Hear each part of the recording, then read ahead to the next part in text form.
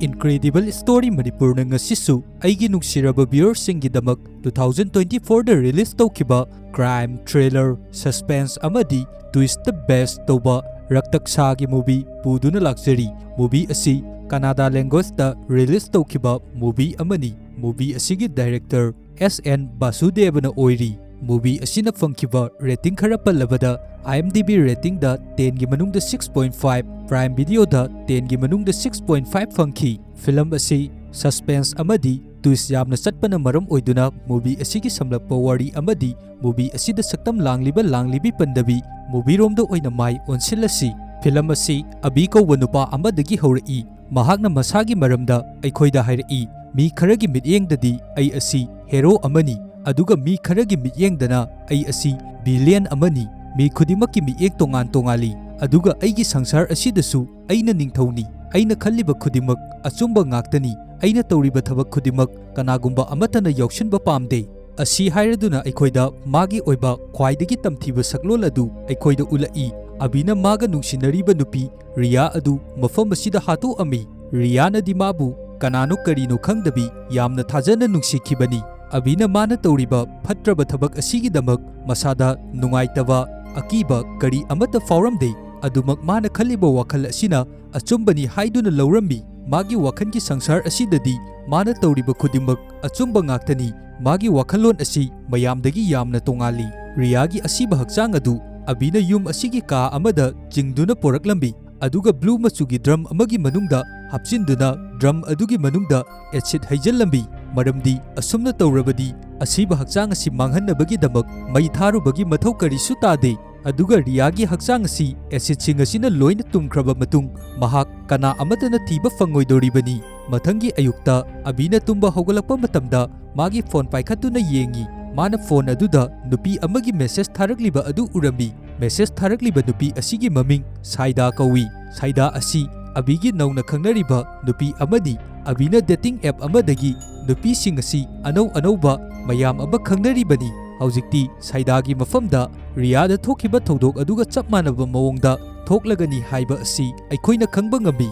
Aduga haujik abigi maithongda Saidabu lemna thararoi haibagi matagum nofet tawduna yengliba miyeng asisu aikhoina uba fangi. Asigi matung film asigi atopa character oiribi Mira kaubi nupi amabu amuk aikhoida ulai. Dating app asida Mirana fake sim kaya ama sijanaduna account kaya amabu hangdoami. Mana asumna tawriba asi kari maramgino haiba haujik faubagi oinadi aikhoida uthokte. Mayamna film asigi makha tarakpa sarukta soidana khangani. Matang asida aikhoida mamangda thokiba sin adu amu ulai. Dating app adudagi wari sanaraba matungda Riyana abigi mayumda unaba lakhibani. Matam masida makhoi ani yamna nungsinana punbagi saktam asisu aikhoina uba fangi. Masigi matung abina Riyabu magi yum asida hatkibani. Adugi matung aikhoina film asigi haurakpada ukiba saktam aduni. Asigi matungda Saidagi mafamda amuk abina message thaba haurai. Saidagi mafamda abina yamna nungsiba wahai kaya amasu haiduna wari sanarami. Abigi mawong matau asida Saidanasu abi asi magi damak isorna thabirakpa amagum khalami. Makhatana abina Saidagi mafamda hairai nang haujik terrace ta thoklao ai nangbu ngaiduna leire haiduna. Abina hairiba wa asida Saidadi ngaksanarami. Adubu mana terrace ta thoklakpa matamda nupa ama makhutta leisabul ama paiduna leirambi. Asumna nupa amana magi damak asumna leiramba asi ubada Saida yamna haraurambi. Saidana yamna harauna changsilaklaga abida kolaga hairai ainadi nangna aingonda prank tawribani haiduna khallubani. Adubu nangnadi aigi damak mafam asida tasengna laktuna leirambe. Ai nanga unabasi yamna nungai ai nangbu yamna nungsi haiduna abida chetna kolambi. Saidanadi matang asida abina magi mafamda makha tabada kari karamba mawongda thabak chatharakani haibasi kari amata khangjadribani. Abina hairai asuk nungairaba mikup asi aikhoina karigi damak celebrate tawroidoribano. Aigi yumda leiriba asi ai ithandani. Aduna nang aigi yumda lao aduga aikhoi ani punna aigi yumda celebrate tawsi haiduna. Aina hairiba wafam asida nangna aibu chingnaraba yaningdrabadi karisu kaide nang adumak lakanu. Saidana hairai ai nangbu thajai aina nangbu yamna nungsi aduna nangna hairiba adu ai yarage haiduna abigi mafamda yamna harauna hairambi. Mathangi numita Saida abigi mayumda laami ꯑꯕꯤꯅꯁꯨ ꯁꯥꯏꯗꯥꯕꯨ ꯌꯥꯝꯅ ꯅꯨꯡꯁꯤꯕ ꯁꯥꯗꯨꯅ ꯇꯔꯥꯝꯅ ꯑꯣꯛꯑꯝꯃꯤ꯫ ꯁꯥꯏꯗꯥꯅꯗꯤ ꯀꯔꯤ ꯑꯃꯠꯇ ꯈꯪꯖꯕ ꯅꯠꯇꯦ꯫ ꯍꯧꯖꯤꯛ ꯉꯥꯏꯍꯥꯛꯀꯤ ꯃꯇꯨꯡꯗ ꯑꯕꯤꯅ ꯃꯥꯒꯤ ꯃꯐꯝꯗ ꯀꯔꯤ ꯇꯧꯔꯛꯀꯅꯤ ꯍꯥꯏꯕ ꯑꯁꯤ ꯑꯕꯤꯅ ꯁꯥꯏꯗꯥꯒꯤꯗꯃꯛ ꯗ꯭ꯔꯤꯡꯛꯁ ꯊꯛꯅꯕ ꯁꯦꯝꯗꯨꯅ ꯄꯤꯔꯝꯃꯤ꯫ ꯃꯈꯣꯏ ꯑꯅꯤ ꯃꯇꯝ ꯑꯁꯤꯗ ꯌꯥꯝꯅ ꯅꯨꯡꯁꯤꯅꯅ ꯗ꯭ꯔꯤꯡꯛꯁ ꯑꯁꯤ ꯊꯛꯇꯨꯅ ꯋꯥꯔꯤ ꯁꯥꯅꯗꯨꯅ ꯂꯩꯃꯤꯟꯅꯔꯝꯃꯤ꯫ ꯑꯗꯨꯒ ꯉꯥꯏꯍꯥꯛꯀꯤ ꯃꯇꯨꯡꯗ ꯁꯥꯏꯗꯥ ꯃꯈꯣꯏ ꯑꯅꯤ ꯗꯥꯟꯁ ꯇꯧꯗꯨꯅ ꯂꯩꯔꯤꯉꯩ ꯈꯪꯍꯧꯗꯅ ꯑꯕꯤꯅ ꯁꯥꯏꯗꯥꯒꯤ ꯃꯉꯛꯁꯝꯗ ꯊꯥꯡ ꯃꯆꯥ ꯑꯃꯅ ꯂꯦꯟꯗꯨꯅ ꯍꯥꯠꯇꯣꯛꯈꯤꯔꯝꯃꯤ꯫ ꯉꯥꯏꯍꯥꯛꯀꯤ ꯃꯇꯨꯡꯗ ꯃꯤꯔꯥꯅ ꯔꯤꯌꯥ ꯑꯃꯗꯤ ꯁꯥꯏꯗꯥꯒꯤ ꯐꯣꯇꯣ ꯑꯗꯨꯗ ꯇꯤꯛ ꯇꯧꯁꯤꯜꯂꯝꯃꯤ꯫ ꯑꯗꯨꯒ ꯍꯥꯏꯔꯛꯏ, ꯃꯈꯣꯏ ꯑꯅꯤ ꯑꯁꯤ ꯑꯩꯒꯤ ꯑꯍꯥꯟꯕ ꯇꯥꯔꯒꯦꯠꯅꯤ, ꯑꯗꯨꯕꯨ ꯍꯧꯖꯤꯛ ꯂꯦꯝꯍꯧꯔꯤꯕ ꯑꯁꯤ ꯁꯅꯤꯅꯤ꯫ ꯃꯁꯤ ꯍꯥꯏꯗꯨꯅ ꯃꯤꯔꯥꯅ ꯃꯥꯒꯤ ꯐꯦꯛ ꯁꯤꯝ ꯀꯥꯔꯗ ꯑꯃ ꯁꯤꯖꯤꯟꯅꯗꯨꯅ ꯁꯅꯤꯒꯤ ꯃꯐꯝꯗ ꯃꯦꯁꯦꯖ ꯑꯃ ꯊꯥꯔꯛꯂꯝꯃꯤ꯫ ꯅꯍꯥꯛ ꯌꯥꯝꯅ ꯆꯦꯛꯁꯤꯟꯅ ꯂꯩꯌꯨ, ꯃꯊꯪ ꯑꯁꯤꯗꯤ ꯅꯪꯒꯤ ꯇꯔꯟ ꯁꯣꯏꯗꯅ ꯑꯣꯏꯔꯒꯅꯤ꯫ ꯃꯇꯥꯡ ꯑꯁꯤꯗ ꯃꯌꯥꯝꯗ ꯀꯔꯤꯒꯨꯝꯕ ꯑꯃꯇꯪ ꯍꯥꯏꯖꯔꯝꯒꯦ, ꯔꯤꯌꯥ, ꯁꯥꯏꯗꯥ ꯑꯃꯗꯤ ꯁꯅꯤ ꯃꯈꯣꯏ ꯑꯍꯨꯝ ꯑꯁꯤ ꯌꯥꯝꯅ ꯂꯨꯅ ꯇꯤꯟꯅꯕ ꯃꯔꯨꯞꯅꯤ꯫ ꯔꯤꯌꯥ ꯑꯃꯗꯤ ꯁꯥꯏꯗꯥ ꯃꯈꯣꯏ ꯑꯅꯤꯅ ꯁꯅꯤꯒꯤ ꯃꯐꯝꯗ ꯍꯥꯟꯅꯅ ꯍꯥꯏꯔꯝꯃꯤ, ꯀꯅꯥꯒꯨꯝꯕ ꯃꯁꯛ ꯈꯪꯗꯕ ꯅꯝꯕꯔ ꯑꯃꯗꯒꯤ ꯑꯩꯈꯣꯏꯗ ꯐꯣꯟꯗ ꯃꯦꯁꯦꯖ ꯊꯥꯔꯛꯇꯨꯅ ꯀꯤꯍꯜꯂꯛꯏ ꯍꯥꯏꯗꯨꯅ꯫ ꯑꯗꯨꯕꯨ ꯃꯇꯝ ꯑꯗꯨꯗꯗꯤ ꯃꯈꯣꯏꯅ ꯃꯦꯁꯦꯖ ꯑꯗꯨꯒꯤ ꯃꯔꯝꯗ ꯀꯔꯤꯁꯨ ꯊꯧꯋꯥ ꯁꯥꯈꯤꯗꯕꯅꯤ꯫ ꯑꯗꯨꯕꯨ ꯍꯧꯖꯤꯛꯇꯤ ꯁꯅꯤꯅ ꯃꯥꯒꯤ ꯃꯔꯨꯞ ꯑꯅꯤ ꯑꯗꯨꯗ ꯑꯃꯨꯛ ꯍꯟꯅ ꯀꯟꯇꯦꯛ ꯇꯧꯅꯕ ꯍꯣꯠꯅꯕ ꯃꯇꯝꯗ ꯄꯥꯎ ꯀꯔꯤ ꯑꯃꯠꯇ ꯐꯥꯎꯅꯕ ꯉꯝꯈꯤꯗ꯭ꯔꯦ꯫ ꯃꯁꯤꯅ ꯃꯔꯝ ꯑꯣꯏꯗꯨꯅ ꯍꯧꯖꯤꯛꯇꯤ ꯁꯅꯤꯒꯤ ꯋꯥꯈꯟꯗ ꯍꯦꯟꯅ ꯆꯤꯡꯅꯕ ꯀꯌꯥ ꯑꯃ ꯍꯦꯟꯒꯠꯂꯛꯏ꯫ ꯔꯤꯌꯥ ꯑꯃꯗꯤ ꯁꯥꯏꯗꯥ ꯃꯈꯣꯏ ꯑꯅꯤ ꯍꯧꯖꯤꯛ ꯃꯐꯝ ꯈꯪꯗꯅ ꯃꯥꯡꯈ꯭ꯔꯦ, ꯅꯠꯇ꯭ꯔꯒ ꯁꯣꯏꯗꯅ ꯁꯤꯔꯝꯂꯒꯅꯤ ꯍꯥꯏꯗꯨꯅ ꯈꯜꯂꯝꯃꯤ꯫ ꯊꯣꯛꯂꯤꯕ ꯊꯧꯗꯣꯛ ꯈꯨꯗꯤꯡꯃꯛ ꯑꯁꯤꯒ ꯃꯦꯁꯦꯖꯇ ꯀꯤꯍꯜꯂꯛꯂꯤꯕ ꯑꯁꯤꯒ ꯃꯔꯤ ꯑꯃꯗꯤ ꯁꯣꯏꯗꯅ ꯂꯩꯅꯔꯝꯒꯅꯤ꯫ ꯑꯁꯨꯝꯅ ꯋꯥꯈꯜ ꯈꯟꯗꯨꯅ ꯌꯥꯝꯅ ꯀꯤꯅ ꯂꯩꯔꯤꯉꯩ ꯃꯥꯒꯤ ꯌꯨꯝꯒꯤ ꯊꯣꯡ ꯑꯗꯨ ꯀꯅꯥꯒꯨꯝꯕ ꯑꯃꯅ ꯊꯤꯜꯂꯛꯏ꯫ ꯑꯁꯨꯝꯅ ꯇꯧꯔꯛꯄ ꯑꯁꯤꯗ ꯁꯅꯤꯗꯤ ꯍꯥꯟꯅꯗꯒꯤ ꯍꯦꯟꯅ ꯀꯤꯕ ꯑꯗꯨ ꯍꯦꯟꯒꯠꯂꯛꯂꯝꯃꯤ꯫ ꯃꯔꯝ ꯑꯁꯤꯅ ꯃꯅꯥꯛꯇ ꯂꯩꯔꯝꯕ ꯊꯥꯡ ꯃꯆꯥ ꯑꯃꯕꯨ ꯃꯈꯨꯠꯇ ꯆꯦꯠꯅ ꯄꯥꯏꯗꯨꯅ ꯇꯞꯅ ꯊꯣꯡ ꯑꯗꯨꯒꯤ ꯃꯅꯥꯛꯇ ꯆꯪꯁꯤꯜꯂꯛꯂꯤ꯫ ꯃꯄꯥꯟꯗ ꯂꯩꯔꯤꯕ ꯃꯤꯑꯣꯏ ꯑꯗꯨꯁꯨ ꯋꯥ ꯃꯆꯦꯠ ꯑꯃꯠꯇ ꯉꯥꯡꯗꯕꯤ ꯇꯨꯃꯤꯟꯅ ꯑꯗꯨꯃꯛ ꯂꯦꯞꯇꯨꯅ ꯂꯩꯔꯝꯃꯤ꯫ ꯁꯅꯤ ꯃꯁꯥ ꯑꯗꯨ ꯌꯥꯝꯅ ꯄꯥꯈꯠꯅ ꯊꯣꯡ ꯑꯗꯨ ꯇꯞꯅ ꯍꯥꯡꯗꯣꯛꯇꯨꯅ ꯌꯥꯝꯅ ꯊꯨꯅ ꯃꯈꯨꯠꯇ ꯄꯥꯏꯔꯤꯕ ꯊꯥꯡ ꯑꯗꯨꯅ ꯃꯤꯑꯣꯏ ꯑꯗꯨꯗ ꯑꯦꯇꯦꯛ ꯇꯧꯔꯝꯃꯤ꯫ ꯑꯗꯨꯕꯨ ꯃꯐꯝ ꯑꯁꯤꯗ ꯗꯤꯂꯤꯞ ꯀꯧꯕ ꯄꯨꯂꯤꯁ ꯑꯣꯐꯤꯁꯥꯔ ꯑꯃ ꯂꯩꯔꯝꯃꯤ꯫ ꯁꯅꯤꯅ ꯑꯦꯇꯦꯛ ꯇꯧꯔꯛꯂꯤꯕ ꯑꯗꯨ ꯉꯥꯛꯊꯣꯛꯇꯨꯅ ꯍꯥꯏꯔꯛꯏ, ꯁꯅꯤ, ꯍꯧꯖꯤꯛꯇꯤ ꯀꯔꯤ ꯑꯃꯠꯇ ꯈꯜꯂꯒꯅꯨ, ꯍꯧꯖꯤꯛꯇꯤ ꯑꯩ ꯂꯥꯛꯂꯕꯁꯤꯗꯤ꯫ ꯑꯁꯨꯝꯅ ꯍꯥꯏꯗꯨꯅ ꯁꯅꯤꯕꯨ ꯆꯦꯠꯅ ꯀꯣꯟꯁꯤꯟꯕꯤꯔꯝꯃꯤ꯫ ꯗꯤꯂꯤꯞ ꯑꯁꯤ ꯍꯥꯟꯅꯅ ꯂꯨꯍꯣꯡꯂꯕ ꯃꯤꯑꯣꯏ ꯑꯃꯅꯤ, ꯑꯗꯨꯕꯨ ꯁꯅꯤ ꯑꯃꯗꯤ ꯃꯈꯣꯏ ꯑꯅꯤꯒꯤ ꯃꯔꯛꯇ ꯀꯔꯤꯒꯨꯝꯕ ꯃꯔꯤ ꯑꯃꯗꯤ ꯂꯩꯅꯔꯤ꯫ ꯁꯅꯤꯅ ꯃꯦꯁꯦꯖ ꯑꯗꯨꯒꯤ ꯃꯇꯥꯡꯗ ꯗꯤꯂꯤꯞꯀꯤ ꯃꯐꯝꯗ ꯂꯣꯏꯅ ꯍꯥꯏꯕꯗꯒꯤ ꯍꯧꯖꯤꯛ ꯗꯤꯂꯤꯞ ꯃꯐꯝ ꯑꯁꯤꯗ ꯁꯅꯤꯕꯨ ꯉꯥꯛ ꯁꯦꯟꯅꯕꯒꯤꯗꯃꯛ ꯂꯥꯛꯂꯤꯕꯅꯤ꯫ ꯑꯗꯨꯒ ꯌꯨꯝ ꯑꯁꯤꯗ ꯍꯧꯖꯤꯛ ꯃꯈꯣꯏ ꯑꯅꯤ ꯂꯩꯃꯤꯟꯅꯔꯝꯃꯤ꯫ ꯑꯗꯨꯒ ꯁꯅꯤꯒꯤ ꯃꯐꯝꯗ ꯗꯤꯂꯤꯞꯅ ꯍꯥꯏꯔꯛꯏ, ꯍꯧꯖꯤꯛꯇꯤ ꯅꯪꯒꯤ ꯃꯥꯏꯊꯣꯡꯗ ꯇꯥꯔꯤꯕ ꯑꯀꯤꯕꯒꯤ ꯁꯛꯇꯝ ꯑꯗꯨ ꯑꯩꯅ ꯌꯦꯡꯕ ꯄꯥꯝꯗꯦ꯫ ꯅꯪꯒꯤ ꯅꯅꯥꯛꯇ ꯑꯩ ꯂꯩꯔꯕꯁꯤꯗꯤ ꯀꯅꯥꯅꯁꯨ ꯅꯪꯕꯨ ꯀꯔꯤ ꯑꯃꯠꯇ ꯇꯧꯕ ꯉꯝꯂꯣꯏ꯫ ꯀꯅꯥꯒꯨꯝꯕꯅ ꯅꯪꯉꯣꯟꯗ ꯁꯣꯛꯍꯟꯅꯕ ꯍꯣꯠꯅꯕ ꯇꯥꯔꯕꯗꯤ ꯃꯤꯑꯣꯏ ꯑꯗꯨꯅ ꯊꯦꯡꯅꯒꯗꯧꯔꯤꯕ ꯑꯁꯤ ꯅꯪꯕꯨ ꯊꯦꯡꯅꯗ꯭ꯔꯤꯉꯩ ꯑꯩꯕꯨ ꯍꯥꯟꯅ ꯊꯦꯡꯅꯒꯗꯕꯅꯤ꯫ ꯃꯗꯨꯗ ꯊꯣꯛꯂꯛꯄ ꯈꯨꯗꯤꯡꯃꯛ ꯑꯩꯅ ꯂꯣꯏꯅ ꯃꯥꯌꯣꯛꯅꯒꯅꯤ꯫ ꯗꯤꯂꯤꯞꯀꯤ ꯋꯥꯍꯩꯁꯤꯡ ꯑꯁꯤ ꯇꯥꯕ ꯃꯇꯝꯗ ꯍꯧꯖꯤꯛꯇꯤ ꯁꯅꯤꯒꯤ ꯋꯥꯈꯟꯗ ꯂꯩꯔꯝꯕ ꯑꯀꯤꯕ ꯄꯨꯝꯕ ꯂꯣꯏꯅ ꯃꯥꯡꯈ꯭ꯔꯦ꯫ ꯗꯤꯂꯤꯞꯅ ꯏꯁꯤꯡ ꯑꯏꯪꯕ ꯑꯃꯇꯪ ꯊꯛꯀꯦ ꯍꯥꯏꯗꯨꯅ ꯀꯤꯆꯟꯗ ꯆꯪꯉꯛꯇꯨꯅ ꯐ꯭ꯔꯤꯖ ꯑꯗꯨ ꯍꯥꯡꯗꯣꯛꯇꯨꯅ ꯂꯩꯔꯤꯉꯩ ꯀꯅꯥꯒꯨꯝꯕ ꯑꯃꯅ ꯃꯥꯒꯤ ꯃꯇꯨꯡꯗꯒꯤ ꯑꯦꯇꯦꯛ ꯇꯧꯔꯛꯏ꯫ ꯑꯗꯨꯕꯨ ꯗꯤꯂꯤꯞꯅ ꯃꯇꯨꯡꯗ ꯑꯣꯟꯊꯣꯔꯛꯄ ꯃꯇꯝꯗ ꯃꯉꯣꯟꯗ ꯑꯦꯇꯦꯛ ꯇꯧꯔꯛꯂꯤꯕ ꯑꯗꯨ ꯀꯅꯥꯅꯣ ꯍꯥꯏꯕ ꯈꯪꯍꯧꯗ꯭ꯔꯦ꯫ ꯃꯥꯒꯤ ꯇꯨꯡꯗꯁꯨ ꯀꯅꯥ ꯑꯃꯠꯇ ꯂꯩꯕ ꯎꯔꯝꯗꯦ꯫ ꯑꯁꯤꯒꯨꯝꯕ ꯇꯟꯖꯥ ꯑꯁꯤꯗ ꯁꯅꯤ ꯌꯥꯝꯅ ꯑꯀꯤꯕ ꯈꯣꯟꯖꯦꯜꯗ ꯃꯥꯒꯤ ꯀꯥꯗꯒꯤ ꯀꯟꯅ ꯂꯥꯎꯔꯛꯏ꯫ ꯈꯣꯟꯖꯦꯜ ꯑꯁꯤ ꯍꯦꯛ తాꯕꯒ ꯌꯥꯝꯅ ꯊꯨꯅ ꯗꯤꯂꯤꯞ ꯁꯅꯤꯒꯤ ꯔꯨꯝ ꯑꯗꯨꯗ ꯆꯪꯁꯤꯜꯂꯛꯄ ꯃꯇꯝꯗ ꯁꯅꯤꯒꯤ ꯑꯁꯤꯕ ꯍꯛꯆꯥꯡ ꯑꯗꯨ ꯐꯃꯨꯡꯗ ꯇꯥꯗꯨꯅ ꯂꯩꯔꯝꯃꯤ꯫ ꯗꯤꯂꯤꯞꯅ ꯆꯦꯜꯂꯛꯂꯤꯕ ꯑꯁꯤ ꯃꯇꯝ ꯈꯔ ꯈꯖꯤꯛ ꯊꯦꯡꯗꯣꯛꯈ꯭ꯔꯦ꯫ ꯗꯤꯂꯤꯞꯅ ꯃꯄꯥꯟꯂꯣꯝꯗ ꯆꯦꯟꯊꯣꯛꯈ꯭ꯔꯤꯕ ꯀꯤꯂꯔ ꯑꯗꯨꯕꯨ ꯐꯥꯅꯕꯒꯤꯗꯃꯛ ꯌꯥꯝꯅ ꯊꯨꯅ ꯇꯥꯟꯅꯔꯛꯏ꯫ ꯑꯗꯨꯕꯨ ꯗꯤꯂꯤꯞꯅ ꯌꯧꯁꯤꯜꯂꯛꯄ ꯅꯪꯗ꯭ꯔꯤꯉꯩ ꯀꯤꯂꯔ ꯑꯗꯨꯗꯤ ꯕꯥꯏꯛ ꯑꯃ ꯊꯧꯗꯨꯅ ꯌꯥꯝꯅ ꯊꯨꯅ ꯆꯦꯟꯈꯤꯔꯝꯃꯤ꯫ ꯗꯤꯂꯤꯞꯅ ꯑꯃꯨꯛ ꯍꯟꯅ ꯌꯥꯝꯅ ꯊꯨꯅ ꯁꯅꯤꯒꯤ ꯍꯛꯆꯥꯡꯗ ꯂꯩꯍꯧꯔꯤꯕ ꯔꯨꯝ ꯑꯗꯨꯗ ꯆꯪꯂꯛꯄ ꯃꯇꯝꯗ ꯍꯧꯖꯤꯛꯇ ꯐꯃꯨꯡꯗ ꯂꯩꯍꯧꯕ ꯁꯅꯤꯒꯤ ꯑꯁꯤꯕ ꯍꯛꯆꯥꯡ ꯑꯗꯨ ꯃꯐꯝ ꯑꯁꯤꯗ ꯂꯩꯔꯝꯗ꯭ꯔꯦ꯫ ꯗꯤꯂꯤꯞꯇꯤ ꯃꯉꯣꯟꯗ ꯊꯣꯛꯂꯤꯕ ꯊꯧꯗꯣꯛ ꯑꯁꯤ ꯀꯔꯤꯅꯣ ꯍꯥꯏꯕ ꯃꯁꯥ ꯐꯥꯎꯕ ꯒ꯭ꯌꯥꯟ ꯇꯥꯁꯤꯜꯂꯛꯇ꯭ꯔꯦ꯫ ꯃꯇꯧ ꯀꯔꯝꯅ ꯑꯁꯨꯛ ꯊꯨꯅ ꯇꯦꯜꯂꯕ ꯃꯇꯝ ꯑꯁꯤꯗ ꯀꯤꯂꯔ ꯑꯗꯨꯅ ꯊꯕꯛꯁꯤꯡ ꯑꯁꯤ ꯄꯥꯡꯊꯣꯛꯂꯤꯕꯅꯣ? ꯃꯐꯝ ꯑꯁꯤꯗ ꯃꯥꯒꯤ ꯃꯤꯠꯃꯥꯡꯗ ꯎꯅ ꯊꯣꯛꯂꯤꯕ ꯊꯧꯗꯣꯛ ꯑꯁꯤ ꯀꯔꯤꯅꯣ ꯍꯥꯏꯅ ꯒ꯭ꯌꯥꯟ ꯇꯥꯕ ꯉꯝꯂꯝꯗꯦ꯫ ꯊꯕꯛ ꯑꯁꯤ ꯃꯇꯧ ꯀꯔꯝꯅ ꯄꯥꯡꯊꯣꯛꯄ ꯉꯝꯂꯤꯕꯅꯣ? ꯌꯨꯝ ꯑꯁꯤꯗ ꯃꯥꯁꯨ ꯂꯩꯔꯤꯕꯅꯤ꯫ ꯇꯦꯜꯂꯕ ꯃꯇꯝ ꯑꯁꯤꯗ ꯀꯅꯥꯅ ꯀꯝꯗꯧꯅ ꯑꯁꯨꯛ ꯊꯨꯅ ꯄꯥꯡꯊꯣꯛꯂꯤꯕꯅꯣ ꯈꯟꯕꯗ ꯃꯀꯣꯛ ꯄꯥꯏꯗꯨꯅ ꯈꯥꯡꯉꯤ꯫ ꯉꯥꯏꯍꯥꯛꯀꯤ ꯃꯇꯨꯡꯗ ꯑꯩꯈꯣꯏꯅ ꯃꯤꯔꯥꯕꯨ ꯑꯃꯨꯛ ꯎꯕ ꯐꯪꯉꯤ꯫ ꯁꯅꯤꯒꯤ ꯐꯣꯇꯣ ꯑꯗꯨꯁꯨ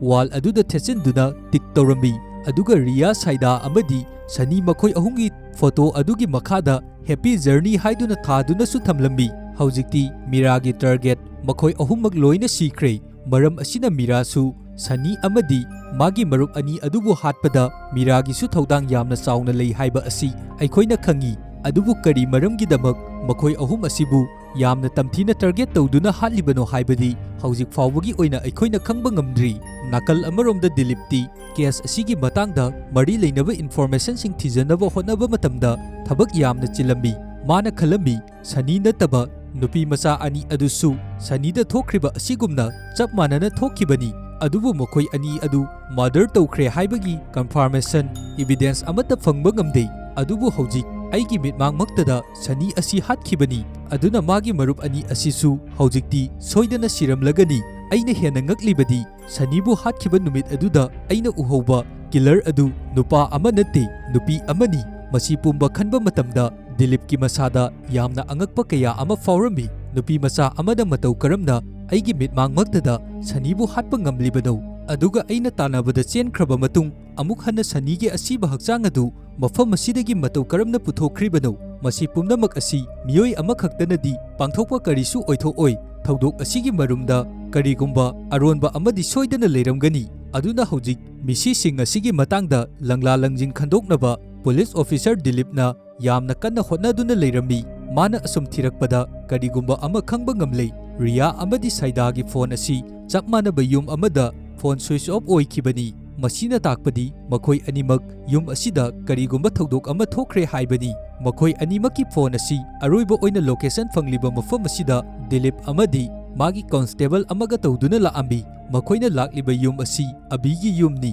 abigi yum asida Dilipna laklibasi karigumba murder asigi matangda information khara launabagi damak laklibani Dilipna mafam asi hek yaurakpaga karigumba ama khangi mafam asida leiramba sadi kauba nupa ama leikidre yum asi mana leirambani matam kuina yum asida sadi leitraba matung kana amata leiraktribani aduga mafam asida Ria amadi saida makhoi anisu amata leiramde makhoi anina leirambagi khudamsu kari amata leiramde haujik sadi asi hinglibra natraga sikrabra haibasi kari amata khangba ngamdribani aduga sadiga nupi macha singasina sikriba asiga kari mari leinaramgani masi soidana achumba oigani sadi asi abigi mayambani makhoi ani yum asida punna leiminabani adubu haujik sadi di leikidre Dilipna abigi yum asida clue oiba yaba kari karibu leige haiduna yamna cheksinna thirammi adubu mafam asidagi murder adugi matangda clue oiba yaba potlam singdi kari amata phangba ngamlamde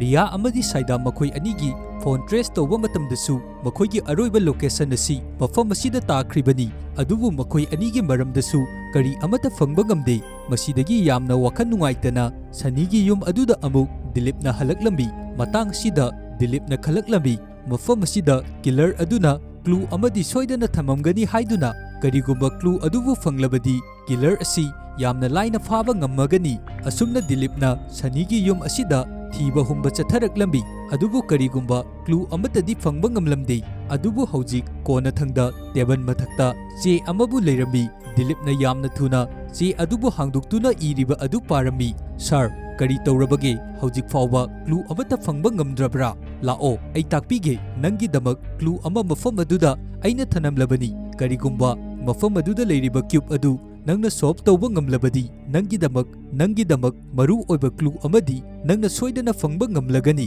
che asibu paruraba matung Dilip yamna sauningba ama fawrambi aduga khalambi masigi killer asi ichamchamba miyoi amadi oiroi masigi killer asi yamna smart oiba killer ama soidana oiramgani adubu mana singdana kayam singani aisu Dilipni aigi ikhutagi mahak kayam kuina lotpa ngamgani masigi matung Dilip cube adubu solve tawnabagi dambak yamna kana hotnaduna leirambi ngayhak asum leiraba matungda cube adu solve tawba ngamlambi cube asigi manungdagi che machet ama taraklambi che machet asi Dilipna khungatuna yengba matamda address amabu iduna leirambi address asi hek phangbaga Dilip amadi magi constable amaga tawduna address asida lai yum asida Dilipna changakpa matamda khangba ngami adudi mafam asi mirana photo mayam ama thesanduna tik tawkiba mafam aduni aduga photo sing amadi mari leinariba document khudimak mafam asida mai thadoktuna leirambi aduga Dilipna yengakpa matamda board amada wahi khara iduna leirambi sir haujik fangliba clue aduna yarabra masina nang aikhoibu faba ngamlagadra ado sir gi damak kitchen da coffee londuna thanamlabani coffee sing adu khara thakpiyu aduga sargi wakhanda charangnaribasing adu khara ingthaba yabra yengu haiduna wahising asi parubadagi hanadagi hena Dilip ki masada hena asawba hengalai aduga yum asibu check tawraklami adubu karisu fangbadi ngamlamde kari amata fangdabadagi tholakpa matamda abi amadi Mira ngasai makai lok tawduna leiramba room amagi manungdagi thoklai matang asida aikhoida hojikti asengba asumba khangba ngamme abina hatkiba nupi khudimak Mirana tiktawkiba photo sing aduni ngasai makai makhoi ani room asigi manungda tumina Dilip hoi lakliba asida lotuna leirambani Dilip nasu makhoi anibu kari amata makhon tadabadagi khangba ngamdribani hojik matang asida aikhoina su khangba ngamle abi amadi Mira makhoi ani amata thabak asida punna tawminabani thabak asida khwaidagi khutong thiningai oiriba tamthiraba PR amani haibasu yai makhoi anigi thabak asida Mirana loriba role asi fake sim card kaya ama paiduna dating app asidagi nupi kayagi mafamda nungsiba wahi sijanaduna abigi manak yaunaba porakpagi thabak asi Mirana tawribani aduga abigi role asina Mirana poraklaba nupi singadubu kana amata khanghandabi hatoklaba matungda evidence amata fangdanaba manghankhiba asini makhoi anigi thabak asi yamna kokleina kana amata khanghandabi plan tawduna chatharibani makhoi anina tawriba thabak asida kanagumba miyoi amatanasu makhoigi mathakta chingnaba miyengna yengba leite miyamnadi tawdok khudimak mathanda thokkiba tawdok oina adumak khanaduna leiribani mafam kayada miyoi kaya ama mafam khangdana mangbagi tawdok adumak thoktaba natte adubu makhoi anigi mafamdadi tasengnamak masi game amagumbani tasengbadi makhoina game asigi target oiriba miyoi asigi maramda thabak asi chathadringai yamna chectionna plan hana sinaduna thamlibani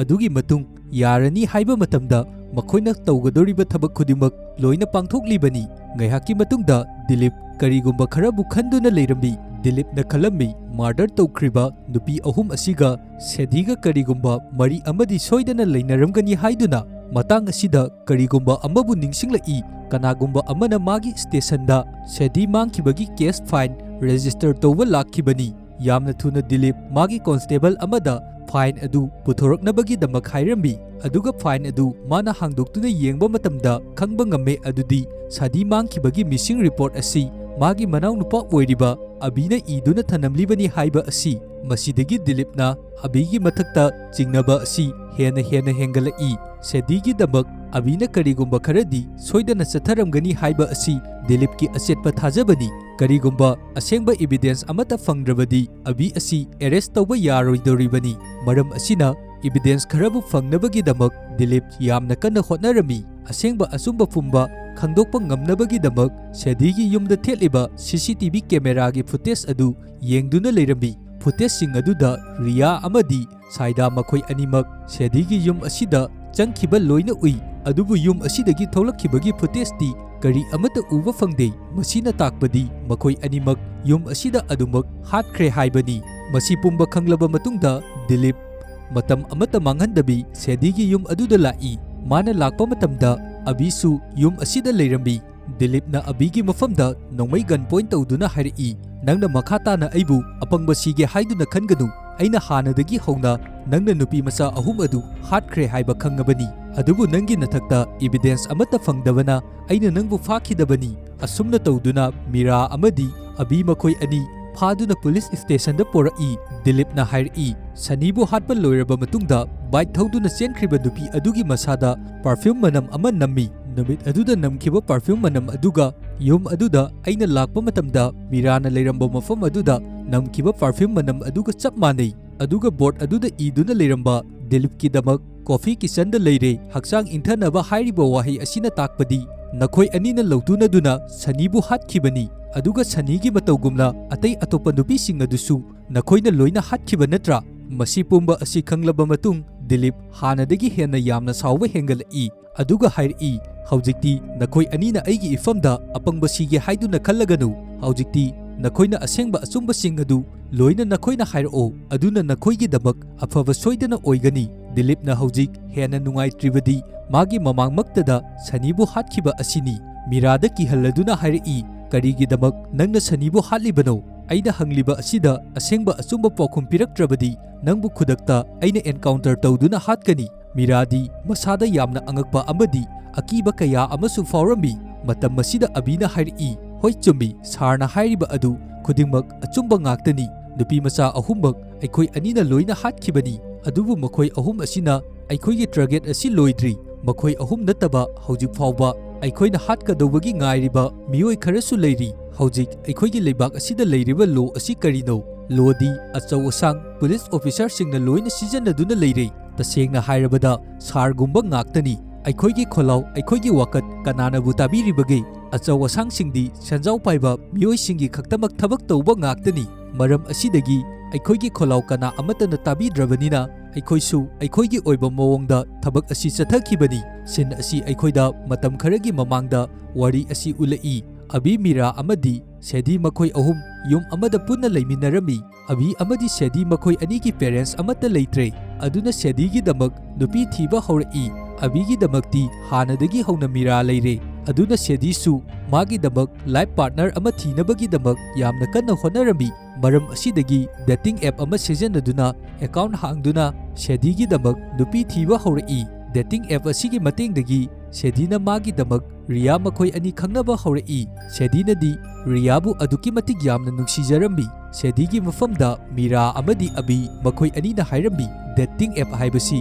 ꯀꯔꯤꯁꯨ ꯊꯥꯖꯅꯤꯡꯉꯥꯏ ꯑꯣꯏꯗꯦ ꯑꯩꯈꯣꯏꯅ ꯀꯔꯤꯁꯨ ꯊꯥꯖꯔꯣꯏꯗꯕꯅꯤ ꯔꯤꯌꯥꯒꯤ ꯃꯐꯝꯗꯁꯨ ꯅꯪꯅ ꯀꯥ ꯍꯦꯟꯅ ꯊꯥꯖꯕ ꯑꯗꯨ ꯊꯝꯒꯅꯨ ꯃꯥꯅ ꯅꯪꯕꯨꯁꯨ ꯁꯣꯏꯗꯅ ꯆꯤꯠ ꯇꯧꯕꯤꯔꯝꯒꯅꯤ ꯑꯗꯨꯕꯨ ꯁꯦꯗꯤꯅꯗꯤ ꯑꯕꯤ ꯑꯃꯗꯤ ꯃꯤꯔꯥꯅ ꯍꯥꯏꯔꯤꯕ ꯋꯥꯐꯝ ꯑꯁꯤꯗ ꯌꯥꯔꯝꯗꯦ ꯔꯤꯌꯥ ꯑꯗꯨꯒꯨꯝꯕ ꯅꯨꯄꯤ ꯑꯃ ꯅꯠꯇꯦ ꯃꯥꯅ ꯑꯩꯉꯣꯟꯗ ꯀꯩꯗꯧꯅꯨꯡꯗ ꯆꯤꯠ ꯇꯧꯔꯣꯏ ꯑꯇꯩ ꯅꯨꯄꯤꯁꯤꯡꯒꯨꯝꯅ ꯃꯥꯗꯤ ꯇꯧꯗꯦ ꯍꯥꯏꯔꯝꯃꯤ ꯑꯕꯤ ꯑꯃꯗꯤ ꯃꯤꯔꯥꯅ ꯍꯥꯏꯔꯛꯏ ꯐꯔꯦ ꯑꯗꯨ ꯑꯣꯏꯔꯕꯗꯤ ꯅꯪ ꯔꯤꯌꯥꯒ ꯑꯃꯨꯛꯇꯪ ꯎꯅꯊꯣꯛꯑꯣ ꯑꯗꯨꯒ ꯃꯥꯒꯤ ꯃꯑꯣꯡ ꯑꯗꯨ ꯀꯔꯝ ꯇꯧꯏ ꯍꯥꯏꯕ ꯑꯗꯨ ꯐꯖꯅ ꯃꯨꯟꯅ ꯈꯪꯗꯣꯛꯎ ꯃꯊꯪꯒꯤ ꯁꯤꯟꯗ ꯁꯦꯗꯤ ꯑꯃꯗꯤ ꯔꯤꯌꯥ ꯃꯈꯣꯏ ꯑꯅꯤ ꯀꯦꯐꯦ ꯑꯃꯗ ꯎꯅꯔꯝꯃꯤ ꯅꯨꯃꯤꯠ ꯑꯁꯤ ꯌꯥꯝꯅ ꯅꯨꯡꯉꯥꯏꯅ ꯃꯈꯣꯏ ꯑꯅꯤ ꯋꯥꯔꯤ ꯁꯥꯟꯅꯔꯝꯃꯤ ꯁꯦꯗꯤꯅꯁꯨ ꯔꯤꯌꯥꯕꯨ ꯌꯥꯝꯅ ꯊꯥꯖꯔꯝꯃꯤ ꯔꯤꯌꯥꯅꯁꯨ ꯍꯥꯏꯔꯛꯏ ꯍꯌꯦꯡꯗꯤ ꯑꯩꯈꯣꯏ ꯑꯅꯤ ꯃꯐꯝ ꯑꯃꯗ ꯀꯣꯏꯕ ꯆꯠꯂꯨꯁꯤ ꯑꯗꯨꯅ ꯅꯪ ꯑꯩꯕꯨ ꯉꯥꯏꯗꯨꯅ ꯂꯩꯔꯝꯃꯣ ꯍꯥꯏꯗꯨꯅ ꯋꯥꯐꯝ ꯑꯁꯤꯗ ꯁꯦꯗꯤꯁꯨ ꯌꯥꯔꯗꯨꯅ ꯔꯤꯌꯥꯅ ꯍꯥꯏꯔꯝꯕ ꯃꯐꯝ ꯑꯗꯨꯗ ꯃꯊꯪꯒꯤ ꯅꯨꯃꯤꯠꯇ ꯔꯤꯌꯥꯕꯨ ꯉꯥꯏꯗꯨꯅ ꯂꯩꯔꯝꯃꯤ ꯔꯤꯌꯥꯁꯨ ꯀꯥꯔ ꯑꯃꯗ ꯃꯥꯒꯤ ꯃꯔꯨꯞ ꯑꯃꯒ ꯇꯧꯗꯨꯅ ꯂꯥꯛꯏ ꯁꯦꯗꯤꯅ ꯀꯥꯔ ꯑꯗꯨꯒꯤ ꯃꯅꯨꯡꯗ ꯍꯦꯛ ꯀꯥꯈꯠꯂꯛꯄꯒ ꯔꯤꯌꯥꯅ ꯁꯦꯗꯤꯒꯤ ꯃꯐꯝꯗ ꯌꯥꯝꯅ ꯅꯨꯡꯁꯤꯅ ꯕꯣꯀꯦ ꯑꯃꯁꯨ ꯄꯤꯔꯛꯏ ꯑꯗꯨꯒꯤ ꯃꯇꯨꯡ ꯔꯤꯌꯥꯅ ꯁꯦꯗꯤꯕꯨ ꯃꯐꯝ ꯑꯁꯤꯗ ꯗ꯭ꯔꯒ ꯁꯤꯖꯤꯟꯅꯗꯨꯅ ꯋꯥꯟꯊꯍꯜꯂꯝꯃꯤ ꯃꯁꯤꯒꯤ ꯃꯇꯨꯡꯗꯒꯤ ꯍꯧꯖꯤꯛꯇꯤ ꯀꯅꯥꯅꯁꯨ ꯁꯦꯗꯤ ꯑꯁꯤ ꯃꯐꯝ ꯀꯗꯥꯏꯗ ꯆꯠꯈ꯭ꯔꯦ ꯍꯥꯏꯕ ꯈꯪꯈꯤꯗ꯭ꯔꯦ ꯅꯨꯃꯤꯠ ꯀꯌꯥꯅꯤ ꯑꯃ ꯍꯧꯈ꯭ꯔꯦ ꯑꯗꯨꯕꯨ ꯁꯦꯗꯤ ꯌꯨꯝ ꯑꯗꯨꯗ ꯍꯜꯂꯛꯈꯤꯗ꯭ꯔꯦ ꯃꯔꯝ ꯑꯁꯤꯗꯒꯤ ꯑꯕꯤꯅ ꯄꯥꯈꯠꯂꯗꯨꯅ ꯄꯨꯂꯤꯁ ꯁ꯭ꯇꯦꯁꯟꯗ ꯃꯤꯁꯤꯡ ꯔꯤꯄꯣꯔꯠ ꯑꯃ ꯀꯝꯄ꯭ꯂꯦꯟ ꯇꯧꯅꯕꯒꯤꯗꯃꯛ ꯂꯥꯛꯏ ꯑꯗꯨꯕꯨ ꯑꯣꯐꯤꯁꯥꯔ ꯗꯤꯂꯤꯞꯅꯗꯤ ꯃꯥꯒꯤ ꯗ꯭ꯌꯨꯇꯤ ꯑꯗꯨꯗ ꯇꯦꯕꯜ ꯃꯊꯛꯇ ꯃꯈꯣꯡ ꯊꯥꯡꯒꯠꯇꯨꯅ ꯔꯨꯃꯥꯟꯅ ꯃꯃꯥꯏ ꯑꯗꯨ ꯈꯨꯝꯖꯤꯟꯗꯨꯅ ꯇꯨꯝꯗꯨꯅ ꯂꯩꯔꯝꯃꯤ ꯑꯕꯤꯅ ꯍꯥꯏꯔꯝꯃꯤ ꯁꯥꯔ ꯑꯩꯒꯤ ꯏꯌꯥꯝꯕ ꯑꯗꯨ ꯃꯐꯝ ꯈꯪꯗꯅ ꯃꯥꯡꯈ꯭ꯔꯦ ꯑꯗꯨꯅ ꯑꯩ ꯁꯥꯔꯒꯤ ꯃꯐꯝꯗ ꯀꯝꯄ꯭ꯂꯦꯟ ꯑꯃ ꯇꯧꯕ ꯂꯥꯛꯂꯤꯕꯅꯤ ꯃꯍꯥꯛ ꯃꯥꯒꯤ ꯅꯨꯄꯤꯒ ꯎꯅꯒꯅꯤ ꯍꯥꯏꯗꯨꯅ ꯊꯣꯛꯈꯤꯕꯅꯤ ꯑꯗꯨꯕꯨ ꯍꯧꯖꯤꯛ ꯅꯨꯃꯤꯠ ꯀꯌꯥꯅꯤ ꯑꯃ ꯍꯧꯈ꯭ꯔꯕꯁꯨ ꯌꯨꯝꯗ ꯍꯜꯂꯛꯈꯤꯗ꯭ꯔꯦ ꯍꯥꯏꯔꯝꯃꯤ ꯑꯕꯤꯅ ꯍꯥꯏꯔꯤꯕ ꯋꯥꯐꯝ ꯑꯁꯤꯗ ꯗꯤꯂꯤꯞꯅ ꯍꯥꯏꯔꯛꯏ ꯀꯔꯤꯅꯣ ꯅꯪꯅ ꯍꯥꯏꯔꯤꯕ ꯑꯗꯨꯕꯨ ꯅꯨꯄꯤ ꯑꯃꯒ ꯅꯨꯄꯥ ꯑꯃꯒ ꯃꯥꯡꯈ꯭ꯔꯦ ꯑꯗꯨ ꯑꯣꯏꯔꯕꯗꯤ ꯃꯈꯣꯏ ꯑꯅꯤ ꯁꯣꯏꯗꯅ ꯆꯦꯜꯂꯝꯂꯒꯅꯤ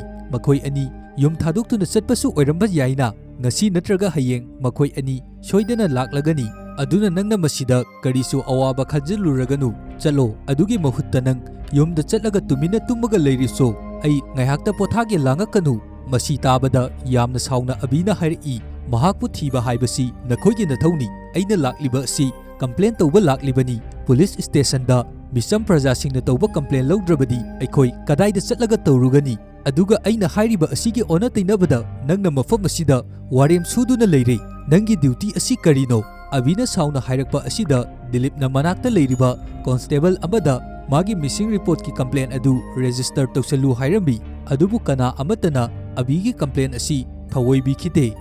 ꯃꯁꯤꯒꯤ ꯀꯝꯄ꯭ꯂꯦꯟ ꯑꯁꯤꯗꯒꯤ ꯗꯤꯂꯤꯞꯅ ꯑꯕꯤꯒꯤ ꯃꯐꯝꯗ ꯆꯤꯡꯅꯈ꯭ꯔꯤꯕꯅꯤ ꯑꯗꯨꯕꯨ ꯅꯨꯃꯤꯠ ꯑꯗꯨꯗ ꯗꯤꯂꯤꯞꯅ ꯑꯕꯤꯒꯤ ꯃꯁꯛꯇꯤ ꯎꯍꯧꯕ ꯅꯠꯇꯦ ꯑꯕꯤꯅ ꯀꯝꯄ꯭ꯂꯦꯟ ꯇꯧꯕ ꯂꯥꯛꯄ ꯃꯇꯝꯗ ꯃꯥꯗꯤ ꯄꯣꯊꯥꯅꯕ ꯍꯣꯠꯅꯗꯨꯅ ꯂꯩꯈꯤꯕꯅꯤ ꯑꯕꯤꯁꯨ ꯃꯥꯅ ꯇꯧꯔꯤꯕ ꯀꯝꯄ꯭ꯂꯦꯟ ꯑꯗꯨ ꯄꯨꯂꯤꯁꯁꯤꯡ ꯑꯗꯨꯅ ꯊꯧꯑꯣꯏꯗꯕ ꯃꯑꯣꯡ ꯑꯗꯨꯗ ꯋꯥꯈꯜ ꯌꯥꯝꯅ ꯅꯨꯡꯉꯥꯏꯇꯅ ꯁ꯭ꯇꯦꯁꯟ ꯑꯗꯨꯗꯒꯤ ꯊꯣꯛꯂꯛꯇꯨꯅ ꯃꯄꯥꯟꯗ ꯐꯝꯗꯨꯅ ꯂꯩꯔꯝꯃꯤ ꯑꯁꯨꯝꯅ ꯃꯥꯅ ꯂꯩꯔꯤꯉꯩ ꯂꯥꯞꯇꯛꯅ ꯁꯦꯗꯤ ꯑꯗꯨ ꯌꯥꯝꯅ ꯋꯥꯅ ꯆꯦꯜꯂꯛꯂꯤꯕ ꯑꯗꯨ ꯎꯔꯝꯃꯤ ꯑꯗꯨꯕꯨ ꯈꯪꯍꯧꯗꯅ ꯁꯦꯗꯤꯒꯤ ꯃꯅꯥꯛꯇ ꯕꯥꯏꯛ ꯊꯧꯕ ꯃꯤꯑꯣꯏ ꯑꯅꯤ ꯂꯥꯛꯇꯨꯅ ꯃꯕꯨꯛꯇ ꯊꯥꯡꯅ ꯂꯦꯟꯗꯨꯅ ꯊꯅꯝꯃꯤ ꯑꯕꯤꯁꯨ ꯃꯁꯤ ꯄꯨꯝꯕ ꯎꯕ ꯃꯇꯝꯗ ꯌꯥꯝꯅ ꯊꯨꯅ ꯁꯦꯗꯤꯒꯤ ꯃꯅꯥꯛꯇ ꯆꯦꯟꯁꯤꯜꯂꯛꯏ ꯍꯧꯖꯤꯛ ꯁꯦꯗꯤꯒꯤ ꯁꯛꯇꯝ ꯑꯁꯤ ꯅꯨꯄꯤ ꯑꯃꯒꯨꯝꯅ ꯃꯦꯀꯞ ꯇꯧꯁꯟꯗꯨꯅ ड्रेस सेशनदुनसु लेरम्बी अबीना सेदीबु यामना थुना हॉस्पिटल पुनबगीदमक होटनरम्बी अदुबु सेदीना माबु हॉस्पिटल पुबा अदु यारमदे अइबु हॉस्पिटल पुबीगनु अइ मखाताना असिगुंबा पुंसी महिंग असिदा हिंगबा पामद्रे मखोइसिंग अदुना अइगी पुंसी असि लोइना मांगहनख्रे पुमनमक लोइरे यामना वाना सेदीना मखाताना हाइरई नंगना हाइबदु चुम्बे रिया असि अफबा नुपी ओइरमद्रे रिया अमदी मागी मरुप अनि साइदा अमदी सनी मखोइ अहुमना नुपा कया अमबु डेटिंग एप सिजनदुना फारबा मतुंगदा नुपासिंग अदु मखोइगी लांगदा थुहनबनी अदुगा नुपासिंग अदुबु फाजिल्लबा मतुंगदा ऑपरेशन तौथोक्तुना नुपासिंग अदुगी जेंडर अदु ओंथोक्लिबनी मखोइगी थबक असि नुपा खक्तदा टारगेट तौदे नुपी मचा अंगांग कया अमदसु मखोइगी थबक असि चथरिबनी नुपी मचासिंग अदुबु फारबा मतुंगदा किहन खंगनदुना नुपी मचासिंग अदु मखोइगी क्लाइंटसिंगी मफमदा अचौबा सेनफम कया अमा लौदुना पिथोक्लिबनी अइना तारकपदा मथंगी टारगेट असि नंग अमदी मीरा नखोइ अनिगी सोइदना तागनी येंगो अइना हाइरिबा असि अइनदी रियाबु यामना थाजरुबनी अइनदी माबु पुंसीगी खोंग्लोइ ओइरगे हाइदुनसु थमोइ सेंगना नुंसीखिबनी अदुबु मंगोंदा थाजरुबा असि अइगी अंगावबा वाखन ओइदुना लेरबे हौजिक्ति अइगी पुंसी पुंग्लोइ लोइरे अइ हिंगलुबगी करिसु कानद्रे मिमानदद्रबा पुंसी महिंग असिदा मिकुप अमथा फावबा मफम असिदा चोंथदुना हिंगदुना लेइबा पामदे अदुबु अइना कनागुंबा अमतबु मखा ताना अइंगोंदा तारिबा दशा असिगुमना ताहनबा अदु पामदे अदुना नंग चलो पुलिस की मनाक्ता अदुगा वाफम पुमनमक पुलिसता लोइना तमु अदु ओइरबदी मखोइबु पुलिस सिंग अदुना क्रिमिनल हाइदुना सोइदना फागनी असुमना हाइरमलबा मतुंगदा सेदी मफम असिदा यामना वाना सिखिरम्बी सेदीना सिखिबा असिदा अबीगी थमोइ यामना खांगमदबा अवाबा अमा फावरम्बी अदुगा करिगुंबा थौदोक असिगी मतांगदा माना पुलिसता कंप्लेन तौरुरबसु कना अमतना ताबिरोइ पुलिस सिंग अदुनदी करिसु थवा सादबी अदुमक केस असि नमसिनदुना थमखिदोरिबनी अदुमना तौरबदी सेदीगी जस्टिससु करी अमता फंगबा ngamlaroy मरमसिंग असिदगी Meera अमदी मखोइ अनीना तौदुना नुपी अहुम असिबु dating app अदुगी मतेंगना अखोइगी Langda थुहंदुना मखोइ अहुमक हातखिबनी अदुबु हौजिक अबी अमदी मीरा मखोइ अनीगी टारगेट असि लोइद्री थबक असिदा चेनरीबा मिपुम खुदिमक लोइना अमता लेमना थादबी अमममता ओइना हातबा अदु पामी मखोइ खुदिमक हातपा लोइरबा मतुंगदा अइगी थमोइदा चाकलिबा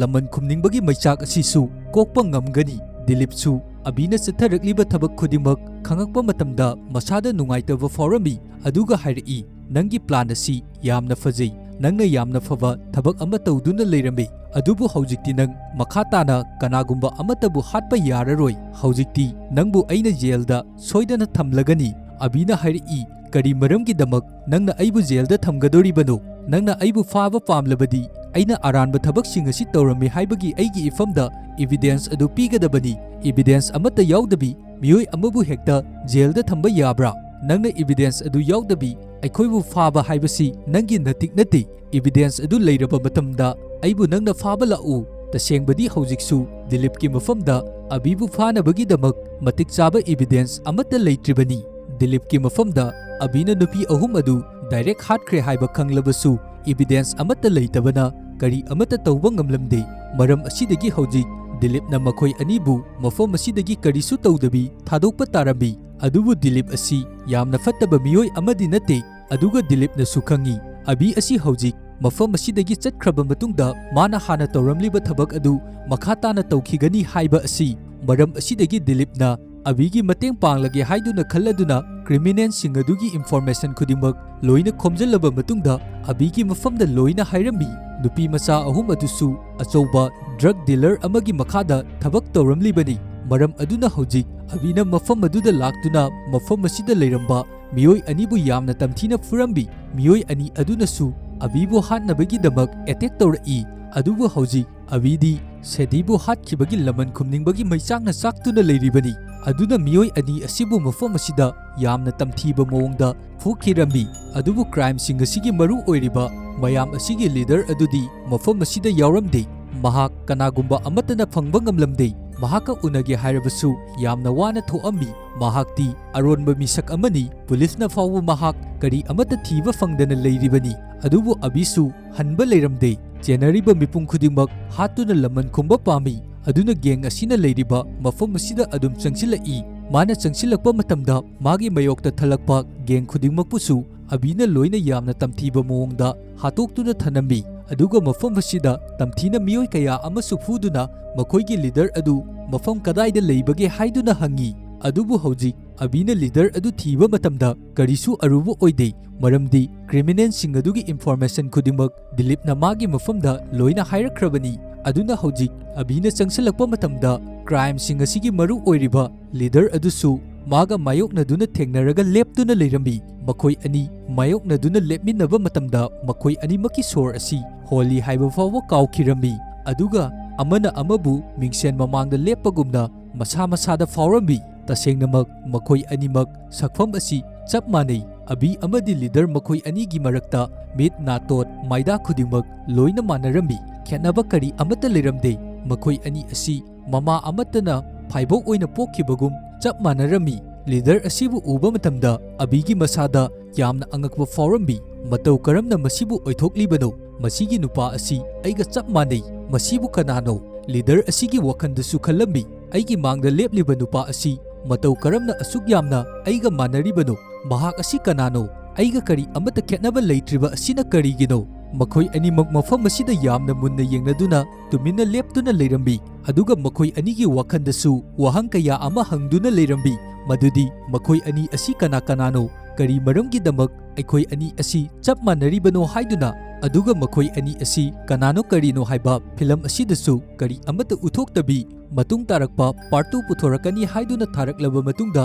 ꯃꯨꯚꯤ ꯑꯁꯤ ꯃꯇꯥꯡ ꯁ꯭ꯋꯥꯏꯗ ꯂꯣꯏꯁꯤꯟꯈꯤ ꯐꯤꯂꯝ ꯑꯁꯤꯒꯤ ꯄꯥꯔꯠ 2 ꯍꯦꯛ ꯊꯣꯛꯂꯛꯄꯒ ꯃꯌꯥꯝꯒꯤꯗꯃꯛ ꯄꯥꯔꯠ 2 ꯑꯗꯨꯁꯨ ꯁꯨꯡꯁꯣꯏ ꯁꯣꯏꯗꯅ ꯄꯨꯗꯨꯅ ꯂꯥꯛꯆꯒꯦ ꯑꯗꯨꯒ ꯃꯌꯥꯝꯒꯤ ꯋꯥꯈꯟꯗꯗꯤ ꯃꯈꯣꯏ ꯑꯅꯤ ꯑꯁꯤ ꯀꯅꯥ ꯑꯣꯏꯔꯝꯒꯅꯤ ꯍꯥꯏꯗꯨꯅ ꯈꯜꯂꯤ ꯍꯥꯏꯕꯗꯨ ꯀꯃꯦꯟꯗ ꯁꯣꯏꯗꯅ ꯏꯕꯤꯔꯝꯃꯨ ꯐꯔꯦ ꯑꯗꯨꯗꯤ ꯃꯌꯥꯝ ꯉꯁꯤꯒꯤꯗꯤ ꯃꯇꯥꯡ ꯁ꯭ꯋꯥꯏꯗ ꯂꯣꯏꯁꯤꯜꯂꯁꯤ ꯃꯇꯨꯡ ꯇꯥꯔꯛꯄ ꯃꯨꯚꯤ ꯑꯃꯗ ꯑꯃꯨꯛ ꯃꯌꯥꯝ ꯄꯨꯟꯅ ꯊꯦꯡꯅꯔꯁꯤ ꯉꯁꯤꯒꯤ ꯑꯩꯒꯤ ꯃꯨꯚꯤ ꯑꯦꯛꯁꯄ꯭ꯂꯦꯅꯦꯁꯟ ꯑꯁꯤꯗ ꯋꯥꯍꯩ ꯋꯥꯇꯥ ꯁꯣꯏꯕ ꯑꯁꯣꯏ ꯑꯔꯥꯟ ꯀꯌꯥꯃꯔꯣꯝ ꯑꯃ ꯌꯥꯎꯔꯝꯂꯕꯁꯨ ꯃꯌꯥꯝꯗ ꯉꯥꯛꯄꯤꯌꯨ ꯍꯥꯏꯕ ꯋꯥꯐꯝ ꯊꯝꯖꯔꯤ ꯃꯌꯥꯝꯅ ꯆꯦꯅꯦꯜ ꯑꯁꯤꯕꯨ ꯉꯁꯤꯅ ꯑꯍꯥꯟꯕ ꯊꯦꯡꯅꯕꯤꯕ ꯑꯣꯏꯔꯒꯗꯤ ꯅꯨꯡꯁꯤꯕꯤꯗꯨꯅ ꯆꯦꯅꯦꯜ ꯑꯁꯤꯕꯨ ꯂꯥꯏꯛ ꯁꯦꯌꯔ ꯑꯃꯗꯤ ꯁꯕꯁꯀ꯭ꯔꯥꯏꯕ ꯇꯧꯕꯤꯔꯝꯕꯁꯨ ꯀꯥꯎꯕꯤꯒꯅꯨ